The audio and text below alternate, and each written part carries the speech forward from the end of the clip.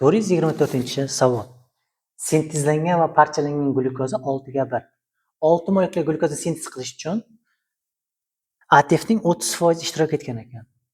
30%, 100% topib olsak 20 chiqadi. 18 ATFdan bitta glyukoza chiqadi. 20 tadan esa 360 ta ATF chiqadi. Xloroplastlarda 360 edi, mitoxondriyada 30 barobar kam bo'ladi, 12 bo'ladi.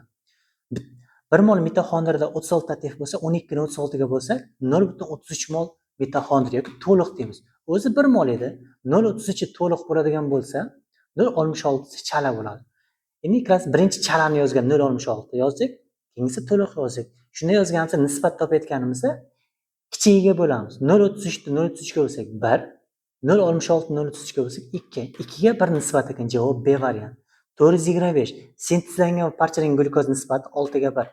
6 ta glyukozani hosil qilish uchun 50% sarf bo'lgan. 100% ni topib olsak 12 ta glyukoza. 18 ta ATFdan 1 mol glyukoza, 12 ta glyukozadan 216 ta ATF hosil bo'ladi. Xloroplastlarda 216 bo'lsa, mitoxondriyadan topish uchun 30 ga bo'lsak 7.2 ta ATF mitoxondriyada. 7.2 ni 36 ga bo'lsak 0.2 mol glyukoza mitoxondriyada ishtirokida parchalangan yoki to'liq deymiz.